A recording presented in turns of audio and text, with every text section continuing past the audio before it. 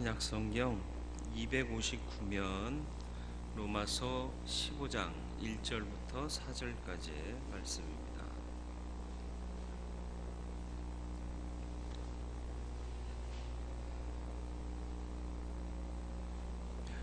1절부터 4절 259면 로마서 15장 1절부터 4절까지의 말씀입니다.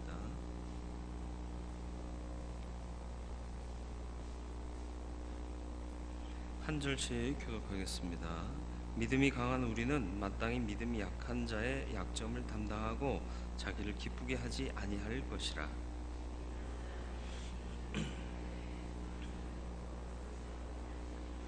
그리스도께서도 자기를 기쁘게 하지 아니하셨나니 기록된 바 주를 비방하는 자들의 비방이 내게 미쳤나이다 함과 같으니라.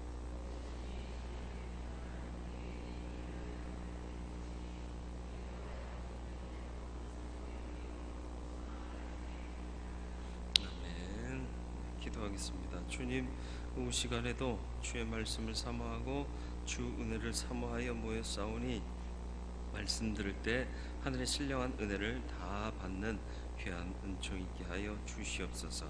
성령이 함께 하시고 도우시기를 예수님의 이름으로 기도드리옵나이다. 아멘. 구원은 자칫 오해하면 나를 구원하시기 위함이다 라고 착각하기 십상입니다. 그렇지 않습니다. 하나님 나라를 이루시고자 우리를 구원하시는 겁니다. 그 중에 내가 속해 있는 거고요. 그래서 기독교를 잘못 해석하면 극도의 이기주의, 개인주의가 나타나게 됩니다. 사실은 그렇지 않습니다. 나 하나하나는 소중한 존재이기는 하지만 내가 주인공은 아니다라는 사실이죠. 그래서 우리 구원의 최종적인 목적은 나의 즐거움이 아니에요. 하나님의 기뻐하심입니다. 아버지가 기쁘니까 나도 기쁜 거예요.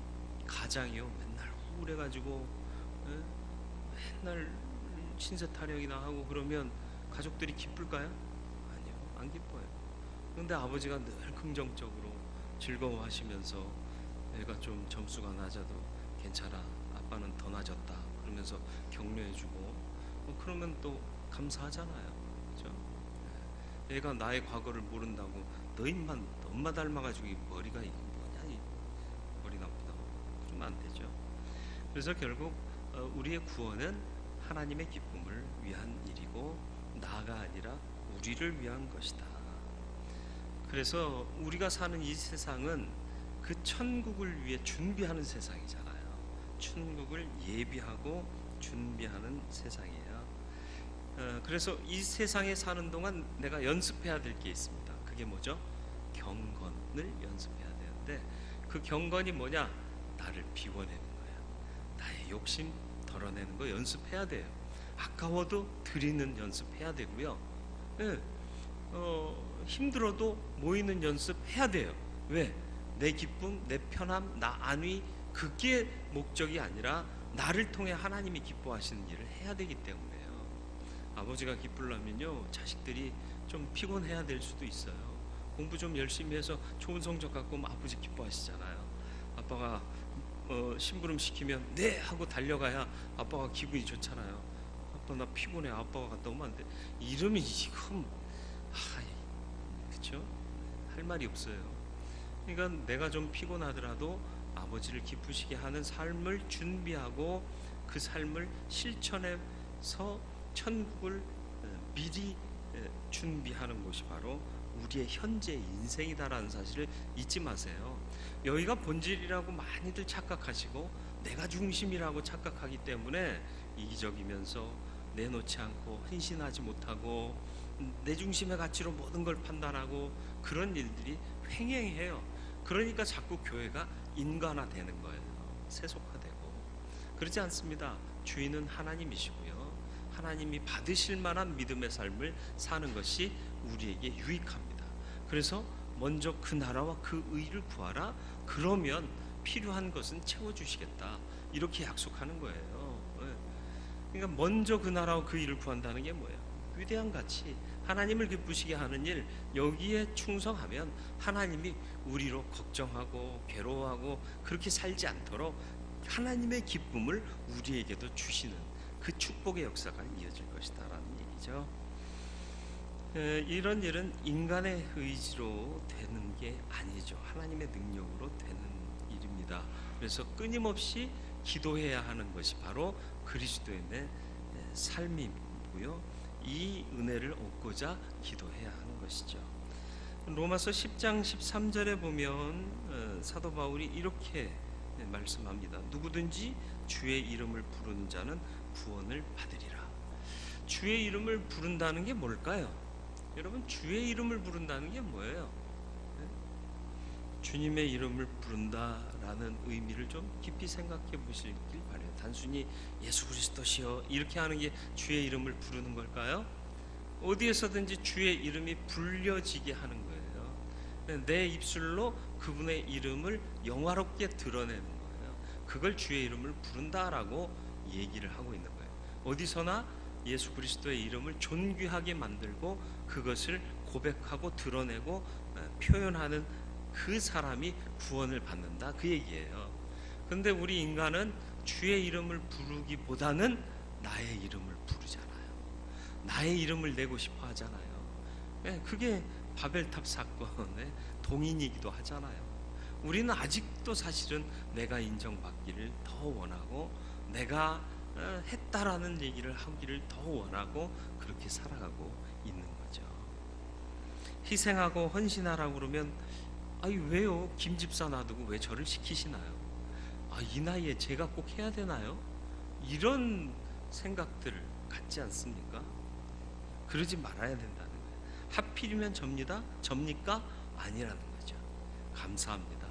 나를 지명하셨사오니 내가 죽도록 충성하겠습니다. 달려가는 게 믿음이라는 거예요. 사도 바울의 고백을 또 볼까요? 로마서 9장 3절이요. 나의 형제 곧 고륙의 친척을 위하여 내 자신이 저주를 받아 그리스도에게서 끊어질지라도 원하는 바로라. 이게 뭐예요? 내 민족들 다른 이들이 구원받게 된다면 나는 그 구원에서 끊어질지라도 그걸 원한다. 이게 가능해요? 이게 무슨 의미겠어요? 이게 바른 믿음이에요. 하나님의 거룩한 역사가 이루어지는데 소용이 된다면 이 목숨, 이 내 영적인 목숨까지도 하나님을 위해서 내놓겠습니다. 희생이에요. 헌신이에요. 나를 죽이는 거예요. 옛날 말로 멸사봉공하는 거예요. 이게 과연 우리에게 있느냐라는 거죠. 우리는 너무 많은 부분에서 나와 내 것에 초점이 맞춰져 있지 않습니까? 내 아이 잘 되게 해주세요. 내 사업 잘 되게 해주세요.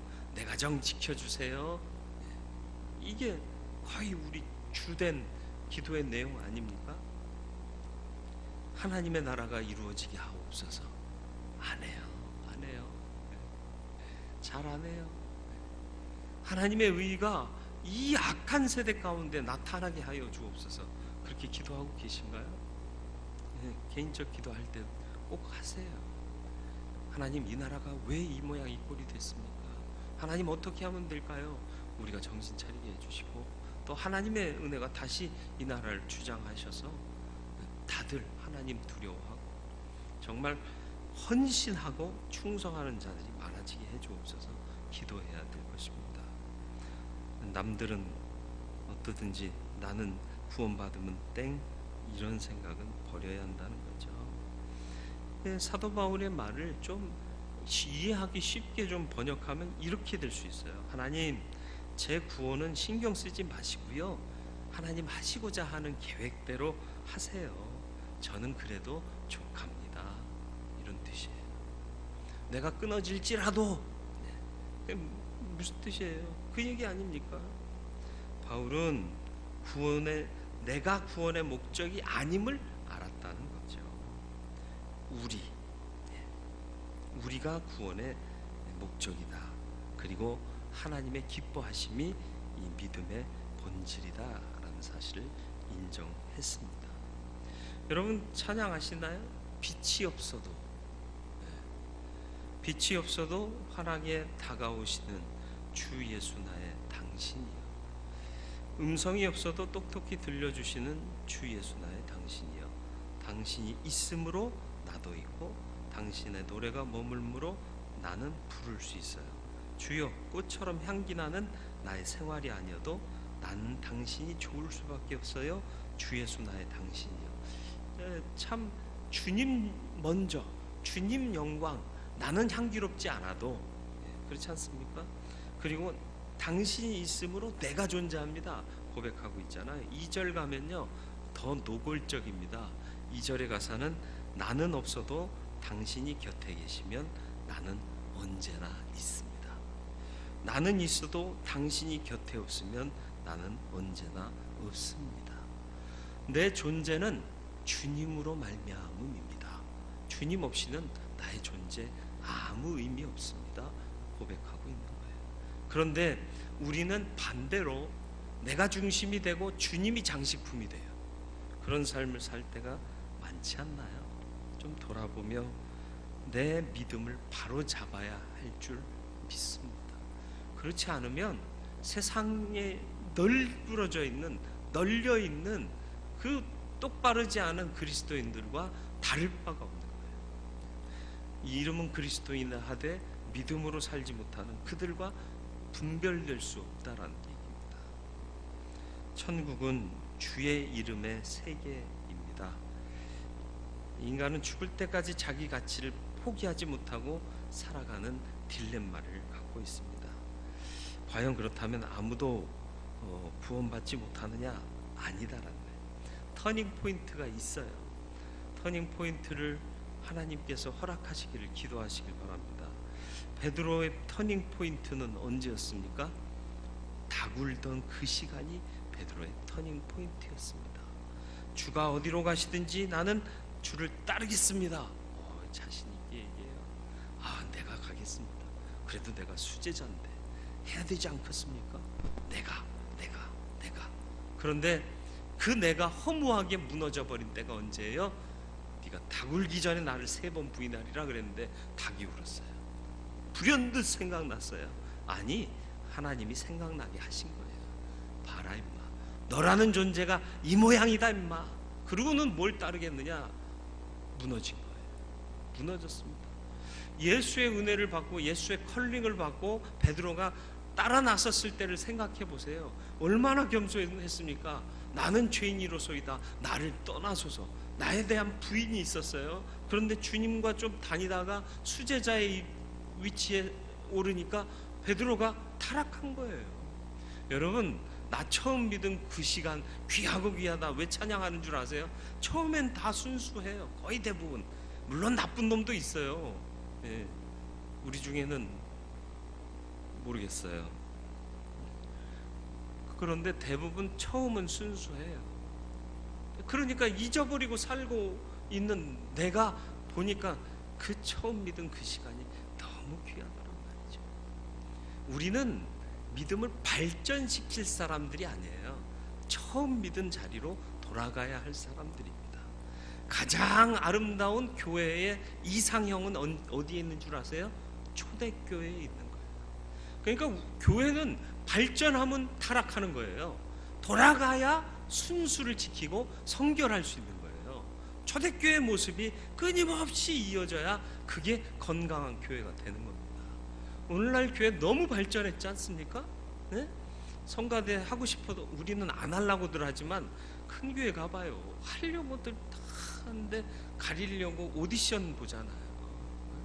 그래서 다음에 하십시오. 실력이 안 되면 다 그렇게 떨어지잖아요. 하고 싶어도 못 하잖아요. 나 같으면 그렇게 떨어지면 대응교회로 오겠다. 이런 인터넷 설교를 많은 사람들이 봤으면 좋겠어요. 그게 사실은 인간화되어가는 교회의 모습이에요. 너무 발전하면 안 돼요. 초대교회의 모습은 뭐예요? 날마다 모이기를 힘쓰고 떡을 떼고 서로 사랑하고 많은 사람으로부터 칭송받으니까 믿는 자의 수는 더해지고 하나님의 영광은 나타나고 어려운 이웃 있으면 네 것 내 것 구분 없이 도와주고 이런 모습이 초대교회 아니겠습니까?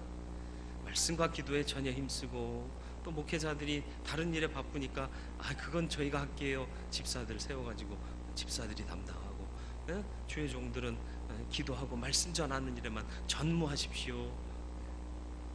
목사님 많이 바쁘시죠? 목사님 많이 피곤하시죠? 그런 인사를 듣는 것 자체가 문제인 거예요. 그렇죠? 그게 이제 기도하고 말씀 보는데 피곤하고 힘들고 바쁘고 그런 표현이 아니잖아요. 얼마나 일이 많으세요? 그런 뜻 아닙니까? 인내라는 말 오전에도 우리가 살폈는데요. 인내라는 말을 또 다른 차원에서 오해할 수 있는 것이 뭐냐 하면 버티는 게 인내라고 생각해요. 아닙니다. 버티는 게 인내가 아니에요. 인내라는 것은 적극적인 의미가 담겨져 있는 거예요. 이겨내는 거예요. 극복하는 거예요. 버티는 게 아니라 극복하는 게 인내라는 것이죠. 성경이 말하는 인내는 적어도 그런 겁니다. 세상에서는 버티고 잘만 참으면 시간 지나면 해결되고 뭐 이런 개념이겠지만 우리의 개념은 다르다라는 거죠. 많은 사람들은 또 이 인내를 자기 이익과 결부시킵니다. 사람이란 존재는요, 내게 이익이 되면요 어떤 희생이라도 치릅니다. 근데 내게 이익이 안 되면 희생하지를 않아요. 그러니까 교회 봉사가 점점 어려워지는 거예요. 식당 봉사 우리만의 문제인 걸로 생각하세요? 아니에요. 대부분 교회가 식당 봉사가 문제예요. 그래서 강남에 헌금 많이 나오는 교회들은요, 그 외주 업체, 캐터링 업체에다가 맡겨서 주일마다 밥차가 와요. 그래서 주일마다 식당에서 밥차 벌려놓고 밥 줘요, 그걸. 그래서 교회인들이 헌금한 거 갖고 하는 거예요. 헌금은 하겠다 이거예요. 근데 내 손에 꾸정물 묻히고 힘들게 그건 다르고 이러고 싶지 않다라는 거예요. 점점 더 그러는 거예요. 옛날에는 누가 그랬어요? 누구나 다 즐거이 헌신했지 않습니까? 왜 이렇게 바뀌었을까요? 이게 왜곡된 거예요. 하루아침에 이렇게 오지 않았습니다. 조금씩 바뀐 거예요. 여러분, 목회자를 어떻게 평가하세요? 옛날에는 그런 생각 자체를 못했잖아요. 근데 설교하면 그 설교에 대한 내용을 분석하고 계시지 않습니까? 하나님의 말씀으로 순전하게 받으십니까? 그러시길 바라요. 그래야 여러분에게 유익이 돼요. 만약에 제가 잘못된 얘기를 하거나 헛된 소리를 했다, 하나님이 저를 심판하시고 징계하실 겁니다. 여러분은 믿음으로 받으세요. 제가 한나의 얘기를 자꾸 거듭하는 얘기가 뭐예요? 한나가 엘리 제사장의 얘기를 듣고 아멘 하고 돌아가잖아요. 그런데 그 은혜가 그대로 임해요. 엘리가 번듯한 제사장이었습니까? 제대로 된 주의 종이었습니까? 아니었잖아요. 인격도 문제가 있었고 욕심도 얼마나 많았고 자식 교육은 실패하고 가진 게 별로 없는 거예요. 번듯한 게 없어요. 그럼에도 불구하고 남들은 혀차고 저게 제사장이냐 그럴 때에도 한나는 그 제사장을 통해서 주신 말씀을 아멘 하고 받으니까 그 은혜가 임하더라는 거예요. 제사장이 자기 능력으로 축복하나요? 아니요. 하나님 종이니까 하나님의 말씀으로 하나님의 이름으로 축복하는 것 아니겠습니까? 이게 무너지면 믿음은 무너지는 거예요. 여러분이 저를 세워주셨습니까? 대흥교회 저를 청빙해 주셨습니까? 그런 생각 버리라는 거예요. 하나님이 하셨다라는 기본으로 돌아오라는 거예요. 하나님이 하신 거예요. 내가 원치는 않았어요. 그런데 왔어요. 제가 원치 않았다는 게 아니라 여러분 중에 이제 누군가가 저 목사는 좀 그렇다, 캐릭터가 좀 약하다, 뭐 이런 느낌 가질 수 있잖아요. 그런데도 왔어요. 그럼 누구의 뜻이에요? 다수결에서 밀린 거예요? 그렇게 생각하면 이미 믿음은 없어지는 거예요. 하나님이요. 어쨌든 무능한 목사일지라도 또 문제가 있는 사람일지라도 우리에게 주신 이유가 분명히 있단 말이에요. 그걸 찾아서 우리가 은혜 받고 우리가 어떻게 하면 합력해서 그리스도의 몸다운 몸을 세워갈 수 있겠느냐. 머리는 주님이시니까. 머리가 담임 목사가 아니에요. 그러나 이제 말씀으로 권면하는 일을 제가 직임받았기 때문에 그 일을 하고 있는 거죠. 그래서 참된 소망을 갖고 말씀으로 위로받기를 소원하는 사람들은 선을 이루고 덕을 세우는 사람이 되어야 해요. 믿는 자라면 무릇 선을 이루고 덕을 세우는 사람이 되어야 한다. 여러분, 선을 이루고 덕을 세우고 있습니까? 돌아보시길 바래요. 여러분, 선한 일 하고 계세요? 덕을 세우고 계십니까? 2절 말씀을 보세요. 우리 각 사람이 이웃을 기쁘게 하되, 내 만족을 위해서 믿음 생활하는 게 아니라 이웃을 기쁘게 하되라고 분명하게 말하고 있네요. 하나님을 기쁘시게 하는 건 당연한 거고요. 믿음 자체는 하나님을 위한 거예요. 그리고 다음에 기쁨을 줘야 할 대상은 내가 아니라 이웃이다라는 거예요. 예수 믿고 살기가 쉽지 않아요. 항상 돌아봐야 돼요. 선이란 단순한 착한 일을 얘기합니까? 구제하는 일에 돈 좀 냈다고, 불편한 사람 좀 도와줬다고 그게 선한 일을 한 건가요? 아니다는 거예요. 말씀에 나오는 선의 의미는 그렇게 단순하지 않습니다. 하나님의 뜻을 이루어 생명의 역사를 이루는 게 선이에요. 하나님의 뜻을 이루어 생명의 역사가 나타나게 하는 게 선이란 말이에요. 그런 차원에서 우리는 선한 일을 하고 있나요? 하면 자신 없어요. 덕이란 뭘까요? 하나님의 성품과 같이 오래 참고 깊이 살아가는 그 성품을 닮아가는 거예요. 그게 덕이에요. 세상의 덕은, 세상에서 말하는 덕은 보통 사람이 갖지 못한 좀 고매한 인품, 그걸 덕이라고 그래요. 그러나 성경에서 말하는 덕은 하나님을 닮아가는 것, 그것이 덕이라고 얘기를 하는 거예요. 바른 가치를 추구하는 온전하고 거룩한 품성. 과연 나는 오늘 이 덕을 세우고 있는가 질문하셔야 돼요. 그래야 살 수 있어요. 사람 속일 수 있어요. 하지만 사람 못 속이는 경우 참 많습니다. 나는 속였다고 생각하는데 그냥 속아주고 있는 경우가 참 많습니다. 어렸을 때 엄마 지갑에서 얼마씩 뺐어요.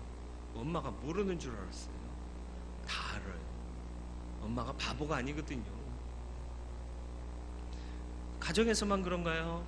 직장에서도요. 내가 해서 문제가 생겼는데 저는 손도 안 댔는데요. 그리고 발뺌할 수 있어요. 아, 그래? 그러면서 돌아가지만 사실은 내가 한 거 아는 경우가 있다라는 거죠. 그러니까 좀 손해볼지라도 정직해지자는 거예요. 처음엔 손해보겠지만 그 정직성 때문에 저 사람 신뢰할 수 있다. 저 사람 말이라면 믿을 수 있다. 오히려 신뢰받고요. 그것이 나중에 내 힘이 되는 거예요. 선한 일을 이루고 덕을 세우며 살아가실 수 있기를 주님의 이름으로 축원드립니다. 기쁨을 좀 유보하세요. 그 기쁨이란 세상의 향락, 즐거움, 금방 없어질 것, 그거 말하는 거예요. 영원한 즐거움을 바라보면서 사도 바울은 모든 걸 뒤로 하잖아요. 버리잖아요. 그런 결단이 적어도 있어야 되지 않겠느냐라는 거예요. 다 할 수는 없어도, 다 버리지는 못해도 아닌 건 버려내야 되지 않습니까?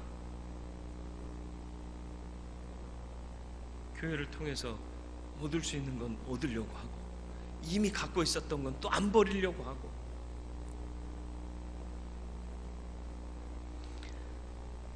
두 번째로 예수님도 자기를 기쁘게 하지 않으셨대요. 당신의 기쁨이 삶의 목적이 아니었다라는 거죠. 자기 만족적인 가치가 믿음인가요? 아니란 거예요.